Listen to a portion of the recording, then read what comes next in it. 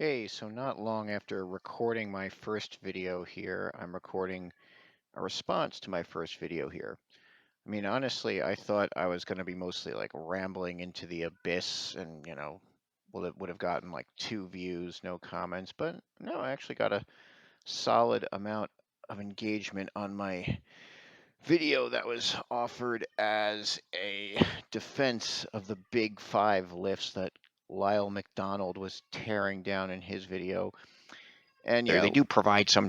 Lyle was somewhat clickbaity in his title and, kind of presenting that he was tearing down these lifts when he was really making a much more nuanced critique. And I mean, my title wasn't that clickbaity, but I didn't disagree with Lyle as much as you would have thought. But I was mostly just pointing out that Lyle was making a very nuanced point and kind of building it up to be more of a criticism of the big five lifts than it actually was. But what followed is we actually got into a pretty interesting exchange in the comments that particularly revolved around sort of the value of the big five lifts, in particular, the neural efficiency, the neural drive that's gained from training the big five lifts. And I got into it with this one commenter, brother, and I sent my friend this video and he saw this exchange the both of us were having and he was like, wow, this dude was just waiting for you. But no, brother had some good points and he called me on some things that I was a little bit flip with, a little superficial. Like, I talked about how training with hypertrophy being your sole focus as being kind of lame. And yeah, I mean, admittedly, that was not particularly substantive. I was just kind of matching Lyle's F the Big Five energy. So that was my own sort of bluster. But we got into a couple interesting exchanges. One in particular around unwinding the word strength here.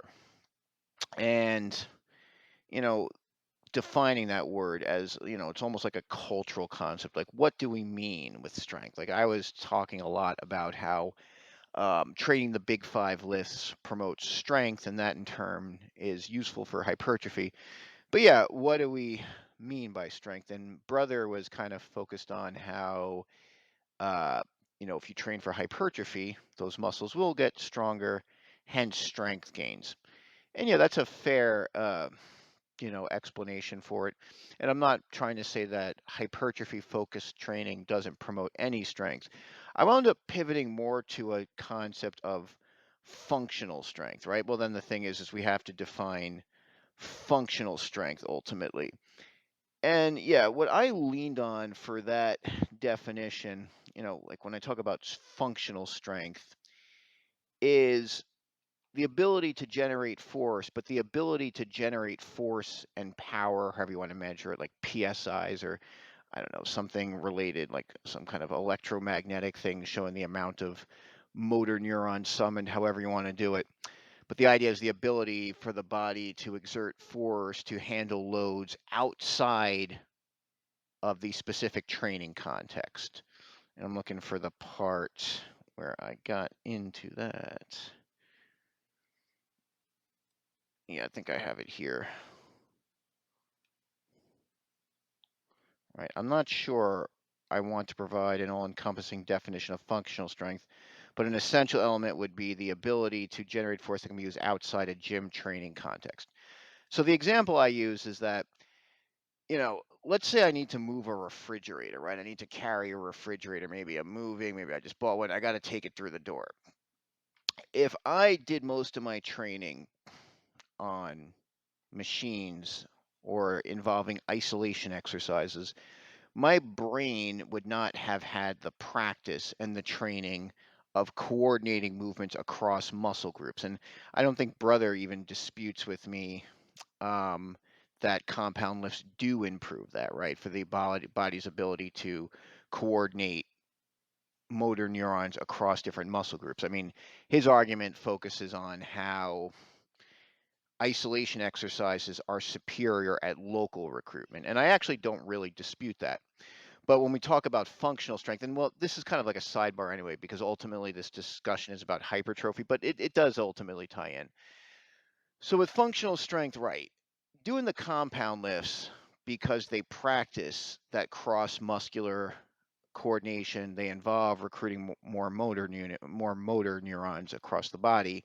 Yeah, that's going to help me do more things outside the gym, whether it's a sport, whether it's moving a refrigerator, because the real world activities involve coordination of different muscle lifts. Like real world strength activities are essentially compound movements, right, involving multiple muscle groups. Whereas isolation exercises are these kind of niche movements that don't have as much transferability outside the specific gym training context. That's why some of you may have heard the term fake gym strength, and yeah, that is something you can use to disparage isolation exercises to an extent because it's a kind of strength that may manifest itself where it's like, yeah, when I'm training the chest press or when I'm training the leg extension, but throw yourself into a real world situation, or just any situation where you need stabilizer muscles. You don't have that practice with coordinating the muscles, so therefore, you're at a deficit. But we kind of get back to why do we even care about this if the discussion is focused on hypertrophy training? And that's what this is all about. It's not about compound lifts versus isolation lifts, purely like which is better, chalking up all the factors. No, Lyle McDonald's argument was tethered to the concept of hypertrophy. And my response to it was still trying to mostly fight him in the arena he chose, which is hypertrophy. And yeah, brother and I kept going back on whether the enhanced motor neuron recruitment that I said occurs in compound lifts, and he doesn't really dispute, brother, that there's at least based on my understanding of his comments, he doesn't really dispute that there isn't a greater number of motor neurons recruited, but rather, why does that matter for hypertrophy? Why does that enhanced neural drive, that enhanced neural efficiency matter for hypertrophy training? Because isolation exercises, they actually can promote more localized motor neuron recruitment, right? Like, and it's people often hide behind terms like neural drive, motor neurons, and all this stuff, neural efficiency. So yeah, when I need to explain something or engage in like a discussion, I often like to use like heuristics, right? An analogy, an example. Like the economic concept of comparative advantage famously was explained with number of hours needed to produce cloth versus wine, England versus Portugal. And this little graph I have on the screen wound up illustrating a powerful economic concept of comparative advantage. What this chart is showing is basically that it makes sense for Portugal to sell wine to England but buy cloth from England. Even though it can produce cloth more efficiently than England can, it has such a big advantage in producing wine that Portugal would be better off taking advantage of this 40-point gap and focusing on that 40-point gap and even ignoring this 10-point gap and letting England sell it cloth. I mean, this here is kind of like the theoretical justification for international trade. Like, I don't want to open up a whole political can of worms, but my point is like I like simple heuristics. So I kind of came up with and that's something for later in the video. I'm gonna do like a "Do you even lift, bro?" portion of this, like where I talk about some of my background. Yeah, I'm not at the stage where I have much editing capacities, but anyway, so I wind up constructing my own heuristic to kind of illustrate my point about how, because brother kept pushing me, and I think rightfully so, on how this enhanced motor recruitment matters at all for hypertrophy when hypertrophy, is localized to muscle, and probably what's needed for localized hypertrophy is localized motor neuron recruitment, and isolation exercises can train that. So yeah, let me get to my little heuristic. Hopefully I can find it pretty quickly. Yeah, so here it is. And I also have, I have a post from Grok laying out some of the science behind this. Yeah, so I present this example that kind of, in my view, justifies why this total motor neuron recruitment matters, even for the purposes of hypertrophy. I mean, the total motor neuron recruitment and the coordination of different motor neurons across different muscle groups, of course, that would matter in a sport context, in a real life strength context. But again, we're talking about hypertrophy, which is, growing muscles, right? Getting muscles bigger. So I presented this comparison between two lifters, lifter A versus lifter B. So we have lifter A doing a relatively heavy barbell row, right? And because there's a lot of muscles involved in this, like a barbell row, you got your lats, rhomboids, traps, biceps, forearms. I'd say even the abs are a little bit engaged because, like, when you're bent over at a 45-degree angle to prevent your body from kind of like tipping over or leaning forward, your core needs to act as a stabilizer. Yeah, so because you got all these different muscle groups involved, there's a pretty high total unit, motor unit recruitment, and I put the number at 120. This is totally arbitrary, just using numbers as like just some an illustrative device. I actually have no idea what the actual numbers would be, but this is like I'm ballparking it. All right. So in this barbell row exercise, there's a recruitment of 120 motor neurons, and let's say 40 of those were recruited in the bicep. So we got a total recruitment of 120, 40 in the biceps. And now lifter B is doing a machine bicep curl. That weight is on a fixed plane, there's not really stabilizer muscles involved. Somebody's sitting down and they're just moving their biceps. And let's say that exercise recruits 80 motor units. And let's say 60 of those 80 came from the biceps. So now let's compare these two lifts. Now, okay, we could say lifter B's exercise, the bicep curl, has some advantages.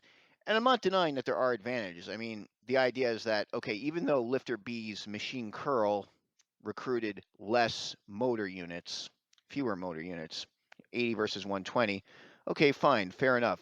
60 of them came in the biceps, and you could say for a bicep exercise, this local recruitment was superior.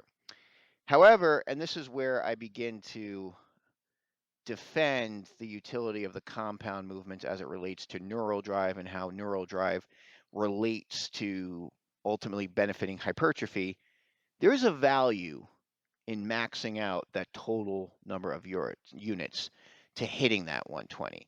And to use an analogy, it's kind of almost like, if anyone's familiar with Dragon Ball Z, it's kind of like turning Super Saiyan, right? Because once you've done those compound lifts, it's almost like your brain is operating on a different graph. It's just used to summoning much more force. And this is why I would say this is particularly useful for a beginner. Because if you start out doing these movements that are recruiting more motor units, that involve more muscle activation and such, you're used to doing a barbell lift, a barbell row, that's 120 motor units.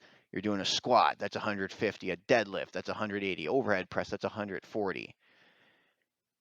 As you incorporate isolation exercises, you're already well past the ability to do those exercises pretty early in the game, at least in terms of kind of just sending out the mental exercises to do them. You know, if I want to do a triceps pull down, if I want to do a leg extension, if I started with compound exercises, I'm kind of like ready to go, at least in terms of like the neural drive. And I can do that efficiently. Like I can do that with one squat. I've activated a lot of motor units in my posterior chain and just throughout the course of my body. Now, don't get me wrong, there's a pathway where, yeah, you can max out your like motor unit recruitment, or you can at least push it up, not doing these compound exercises. Like I'm not saying it's impossible or even excessively difficult to get hypertrophy, or even not even hypertrophy, just this increased neural drive from doing isolation exercise. Like yeah, let's say, we started out doing the machine curl, and we got a motor unit recruitment of 80 on that. We up the weight, and you know what? Maybe it jumps to 90. Where this gets a little bit less efficient, though, is I think if we jump from the machine curl to, let's say, a leg extension, my mind muscle connection, I have experience recruiting 80 motor units in the biceps, right? And when I move into doing a leg extension, well, since my brain is used to motor unit recruitment in the biceps, it's starting from a lower point when it goes into the quads. It's like since that motor unit recruitment was mostly localized, it's just, I mean, I'm not saying it's starting from square one, and this is where we can get like really specific with the science, like how much of a deficit is it? But because it doesn't have experience or it didn't gain efficiency in using other muscles from that bicep exercise, like if I just started on bicep exercises, I'm gonna have to start from a lower starting point in improving like my ability to use my legs than if I had done compound exercises where I have practice using multiple muscle groups. So there's a gain in efficiency because when you're doing compound lifts, you're coordinating muscles, you're recruiting motor units in multiple muscle groups. So when you move into isolation exercises, your brain already has experience sending signals to those different muscle groups. Now, I'm not saying you can't catch up if you do a bunch of isolation exercises. I do machine curls, then I do leg extensions, and I do tricep extensions. Yeah, you do all these exercises and one by one you improve those muscles. But I think just based on you know, how you're not used to this cross muscular coordination. You're not used to using the muscles together, which with each one, you're starting from square one, and it's a lot less efficient way of doing it.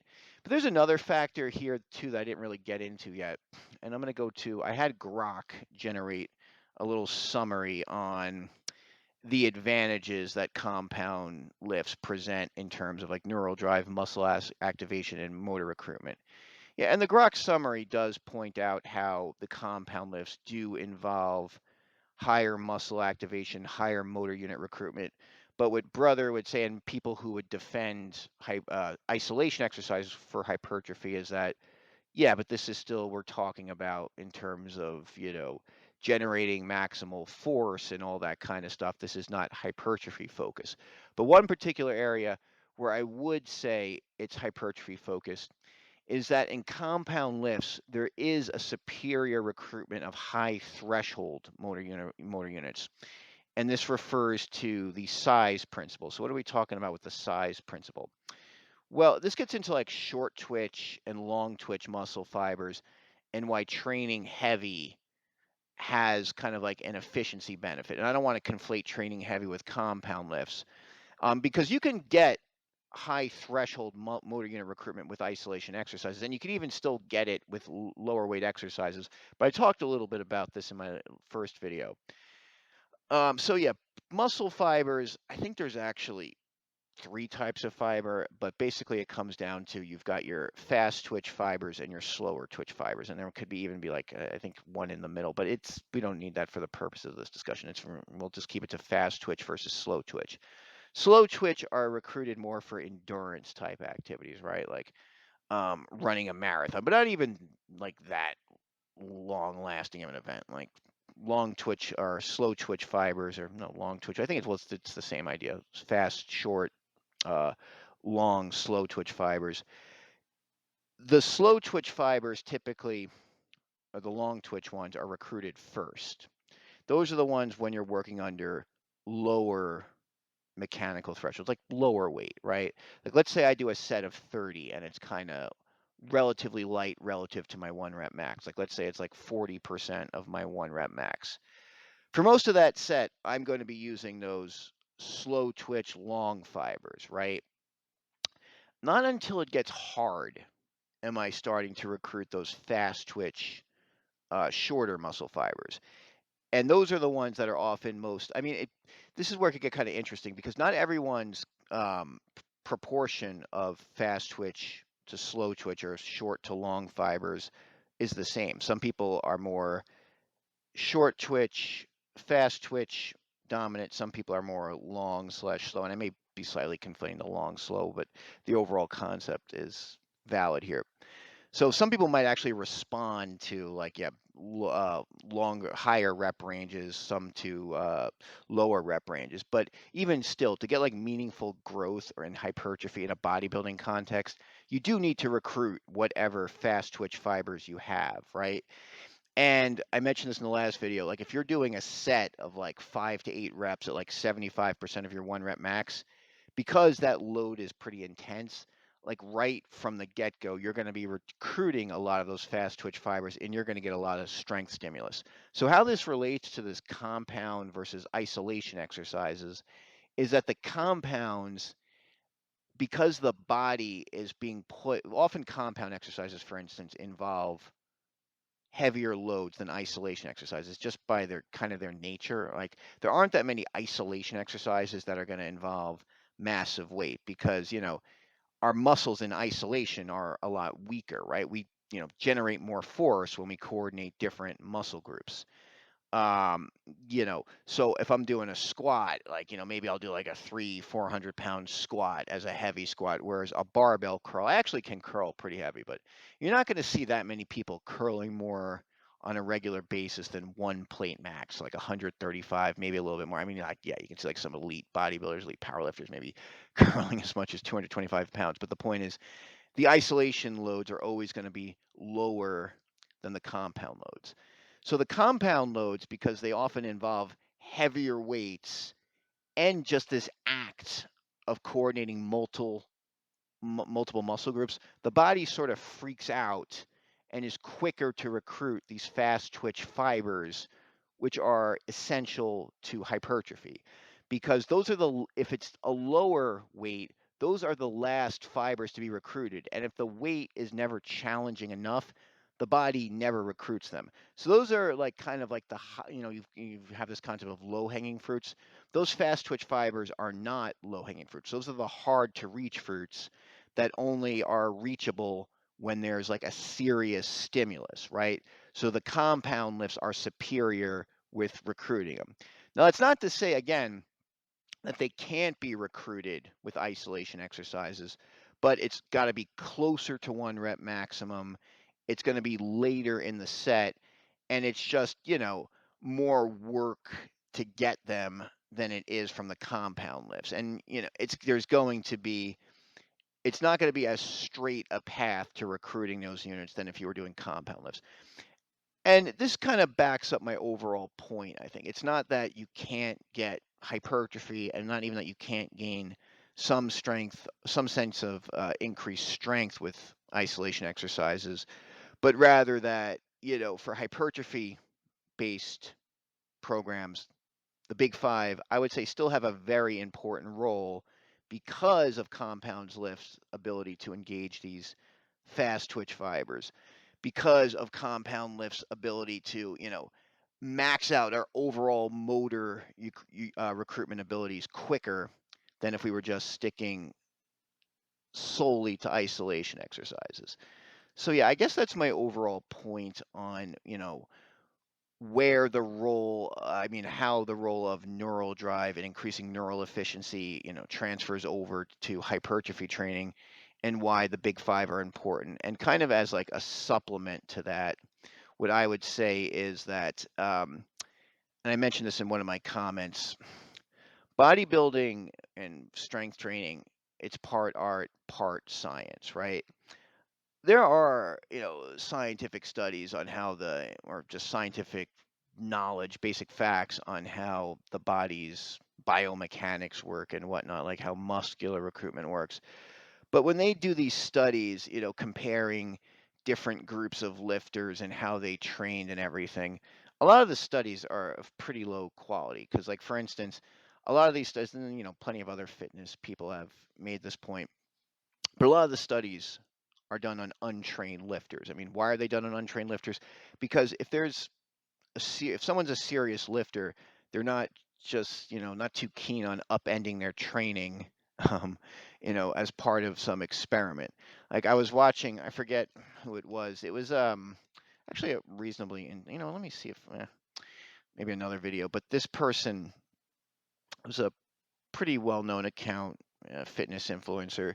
talking about how the need for protein is overstated, right? We don't need nearly as much protein as we're led to believe. And this bounces back every so many years. There will be some studies that say, like the gold standard, like the bro science standard is basically 1 gram of protein per pound of body weight. But, you'll see various studies challenging this. And kind of the point I'm making is just like, okay, we don't need as much protein as traditionally thought per this study. All right, you first. You do that. See how it works for you. That's that whole idea. Okay, compound lifts. They're not really too beneficial for hypertrophy. Okay, you first. Like we're not too geared up to ditch the conventional wisdom of what's really better than a scientific study. Like Greg Doucette uses this term sometimes on soccer moms, right? Because yeah, since these studies often are on untrained lifters, they have limited sample sizes, and sometimes the terms in the studies are very poorly defined. Like they'll talk about training to failure in a study that's maybe analyzing the benefits of training to failure, and how they define training to failure is an untrained lifter's self-report of how many reps in reserve that they had on the leg extension. It's like, do we really think that's a useful proxy for training to failure? An untrained lifter's self-reported reps in reserve on the leg extension. Yeah, I don't think so. So because we have a dearth of high quality data, real world, studies to back up different things about training, nutrition.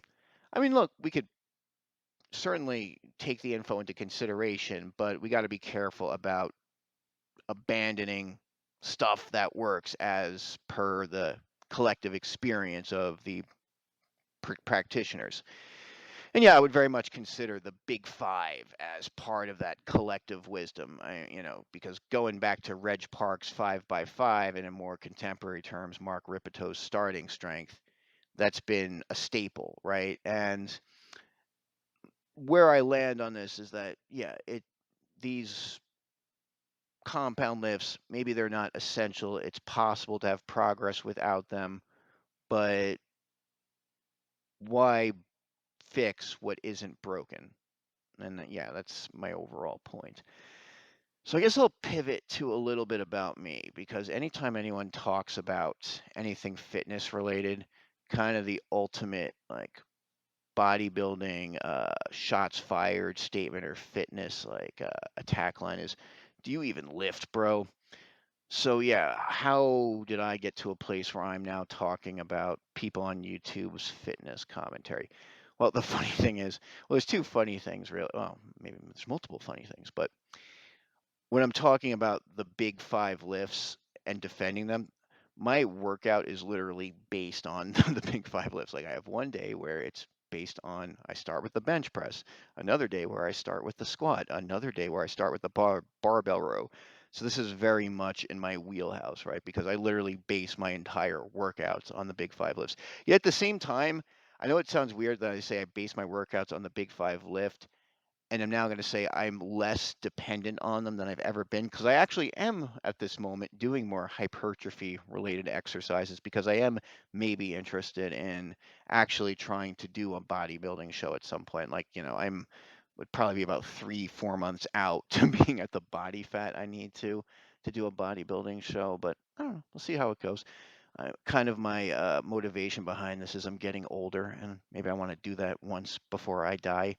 But how did I even get to the big five lifts?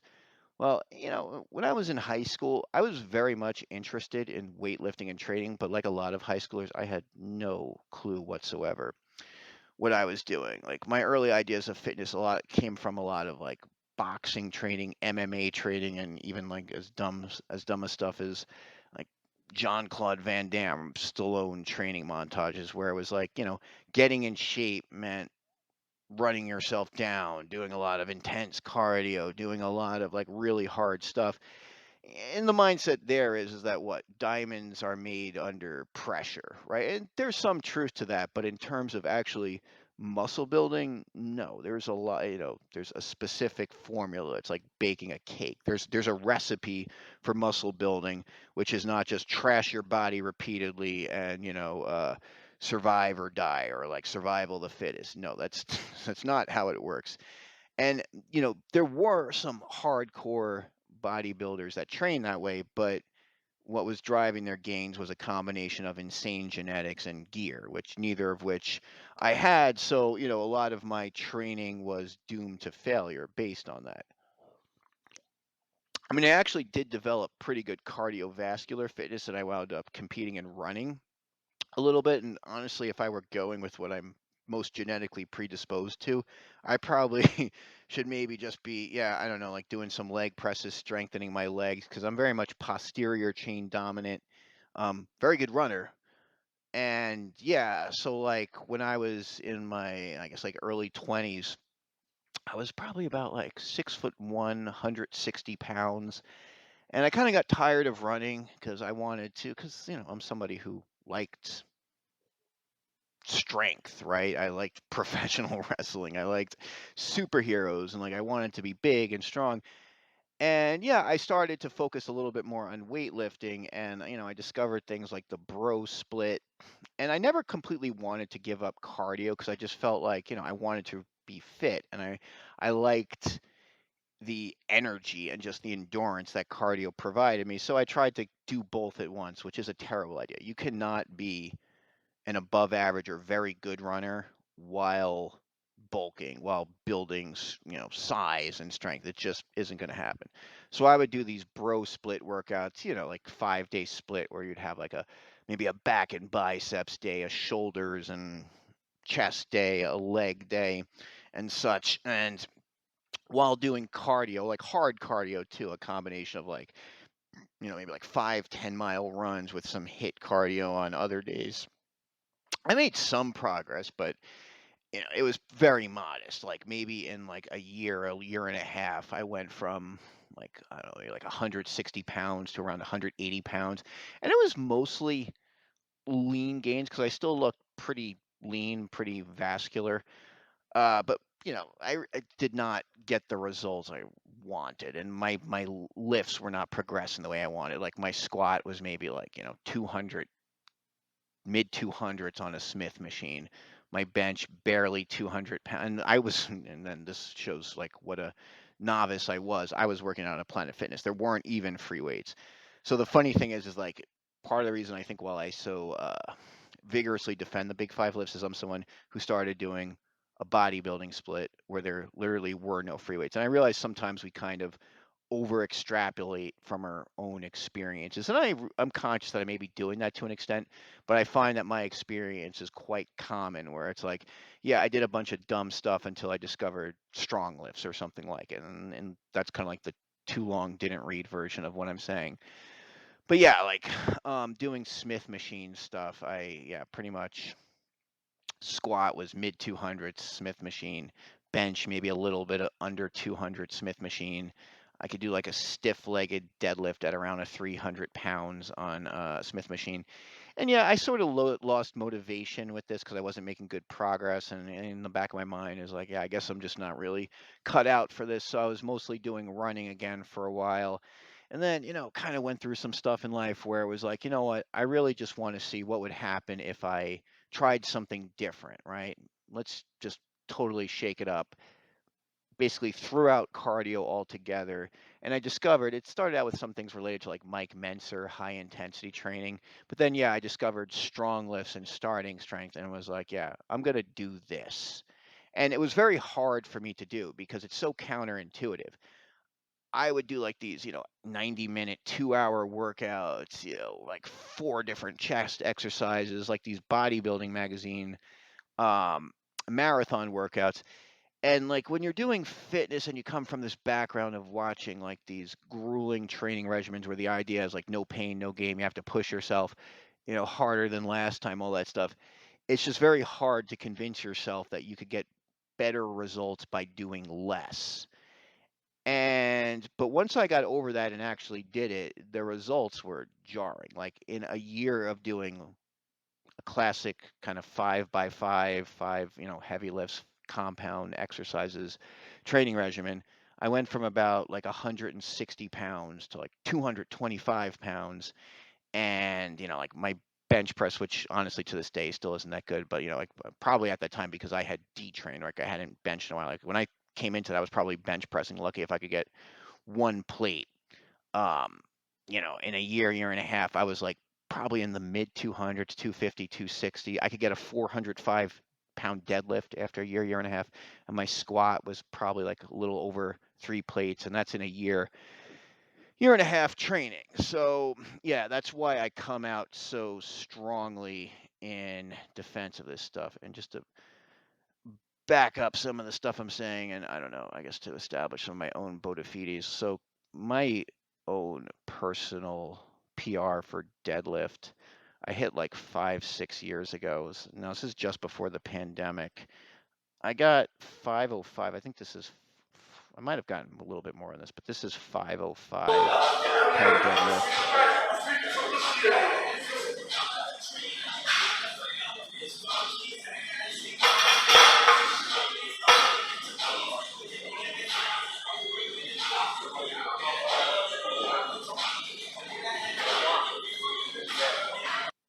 And you see like the way I'm staring at the bar here and just kind of looking at it and pulling it.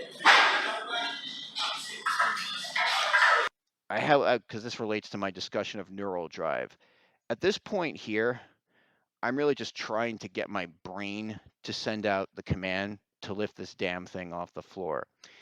And back to my discussion with brother there about the benefits of compound lifts versus isolation lifts, there's a whole line of attack against me there because I'm talking about how compound lifts improve neural efficiency and all that.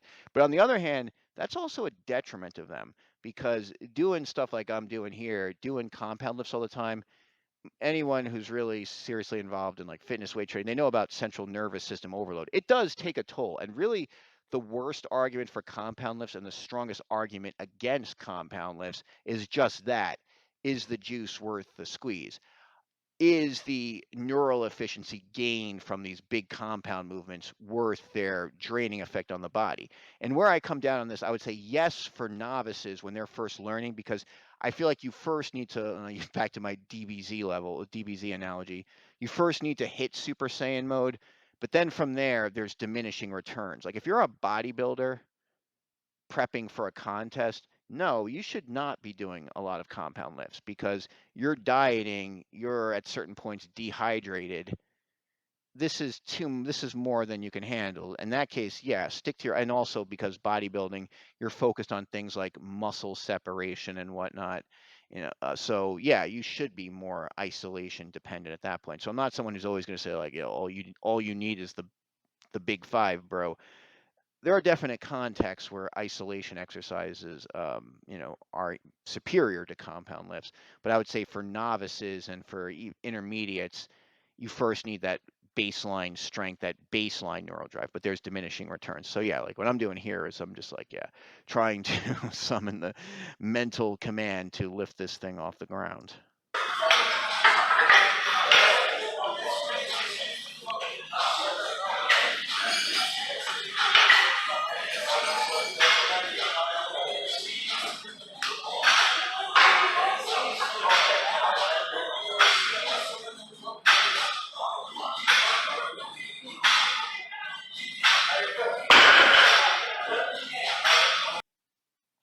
Yeah, so that was probably like the peak of my life right there.